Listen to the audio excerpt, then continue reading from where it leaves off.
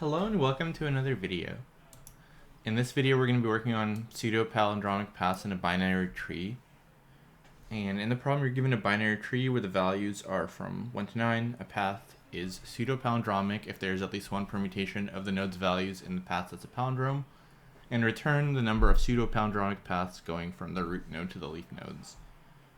So originally when I did this problem I thought it was a lot harder than it was, so let's kind of go through it. So here we have a tree, and there are two paths here, so let's take a look which ones they are. So this 2 on 1 is palindromic, because you can rearrange the nodes to make it palindromic. So to make 2 on 1 palindromic, you can just write it like this, and this is palindromic. And there's also a 2, 3, 1 path. Let's see, red path and green path are pseudo palindromic, yeah.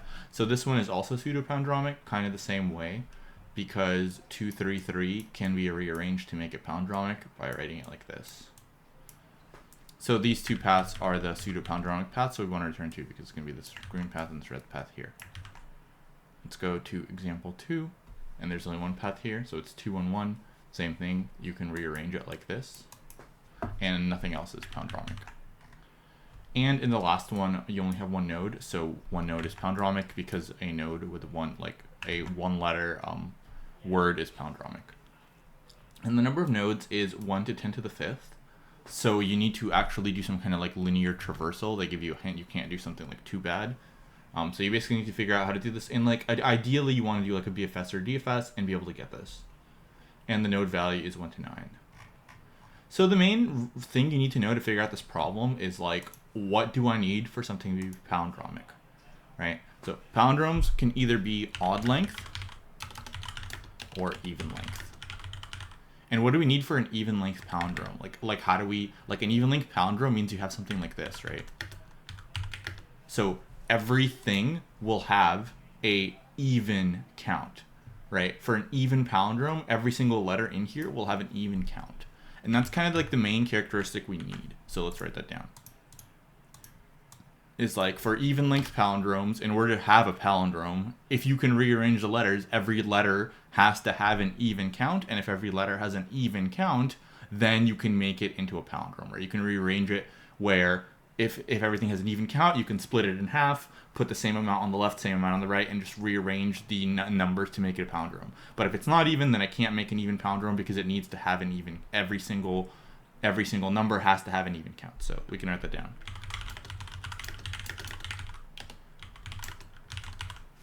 And so for an odd length palindrome, it's very similar to an even length, except now there's just one thing in the middle.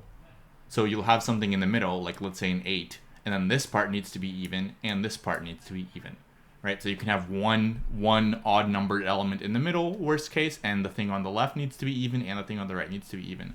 If there's more than one odd numbered thing, you can't do it, right? So if you have like, let's say you have 3 2s, and you have 3 3s, you can't make this a palindrome, right? You can't just say like 2 2 3 3 3 2 or something, right? But if there's an odd number of one of them, then you can take one of those and make it the center. So for example, if you have something like this, if you have 2 3s and then everything else you have even, you can put like half over here, and put your one of your odd things in the middle, right? So you could put a 2 here, and then you can just put like a 2 like this. And everything else will have to have an even count. So that's the thing you have to recognize to solve this problem. And then once you do that, there's one other thing you need to know. So let's write that down. So odd length at most, or it's not going to be at most. It's just going to be like one item. Like in order for it to be odd length, one item has to have an odd count. Everything else has to have even. If more than one item has an odd count, you can't split everything else up evenly. So let's write that down. One number has odd count. Rest have even count. And so basically these are the criteria we need to check for once we're at a root, or once we're at a leaf node. We need to check, is every number even, or is every number, we can basically just check for this or less. So the criteria that will match both of us is get counts and check that at most one number count is odd. And if this is true, then this is a pseudo palindromic path. Otherwise, it's not. So this is the main thing we have to be checking for, and we have to be doing this pretty efficiently. And luckily, since we only have 1 to 9, there's not too many digits to check for. So what we can do that makes it really easy is just maintain a count of all the values in our path. Right, so we maintain a count, and then once we get to a leaf, we can just check, because there's only 9 values maximum, we can just check all the values and just make sure that all the values are, that there's only 1 value with an odd count. Now you might be able to do this with some kind of like XOR or something, but I didn't really do that. I just did kind of like a straightforward approach, because this is fine. So that's what we're gonna do. So essentially, let's kind of walk through that strategy here. And we'll kind of walk through how we're going to do this. So essentially, we'll have a base case where we're at a leaf node, in which case we'll return 1 if that leaf is a palindrome or not. And for every node above, we can just return is the left, like how many left nodes and right nodes are palindromes. And finally, the root will just sum this up. So let's walk through what this will look like. So we're going to start at the root. We're going to start at the root, and we're going to just do a in-order traversal. Actually, no, we'll do a pre-order traversal, because we want to go left and then right and then finally get the colt thing. So we'll do a pre-order traversal.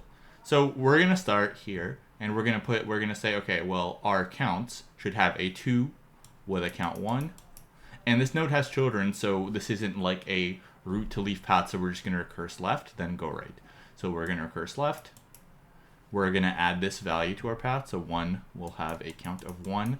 This also has children, so we're going to go left. Okay. Now this node does not have children. So now we can determine our previous thing. Is there only 1 node that has an odd count or less?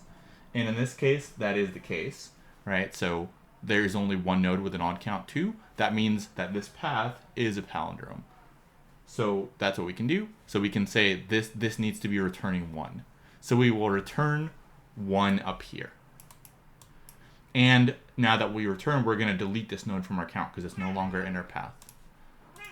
So delete this. So we're going to delete it from the path. Then we are going to recurse right. So we're going to go over here, and we are going to add this count to our path. And this node does have children as well, so we can't, this isn't a root to leaf path. So we're going to recurse again. There's nothing to the left, so what I'm going to do is I'm just going to say, if it has children, just go left and go right, and if the child is null, just return 0 for those. So here, we recurse down here. We're going to add this to the nodes, so this will be 2. Now we check for this node, because this node doesn't have children. Can we make a palindrome here? Well, there's 2 nodes with an odd count, so we can't make a palindrome. So we're going to return 0 up here. And we're going to delete this node from our path, because we know it's no longer in our path. So we're going to turn 0 up here. This node will get 0 from this, and it will get 0 from the null node, so it will return 0 overall up here. And we're going to delete it from the path. So delete it from the path. Then here, the left side gave us 1, the right side gave us 0. So this will return, remember we return the left plus the right. So we're going to return 1 over here. Then here we recurse right. And we're going to add 1 to our path. Oh, and when we return from here, we're going to delete this one from the path. So we're going to delete this from the path. Then we recurse right. We're going to add 1 to our path. So 1 will have a count of 1. Now we check this node doesn't have children, so it is a leaf. So is this a palindrome? No, because there are 2 nodes with an odd count. So if there's 2 nodes with an odd count, then this is not a palindrome. So we will return 0 and delete it from the path. So we will return 0 here. Delete it from the path. Now finally 2, we delete it from the path, and we return the left plus the right. The left had 1, the right had 0, so we will just return 1, right? And that's basically the 2 cases. If it is a leaf, return 1. If it's a palindrome, 0 if it's not. If it's not a leaf, return the left plus the right. And that's kind of the idea here, and that's what we're going to be doing. So we can code it up now, and it should be pretty straightforward.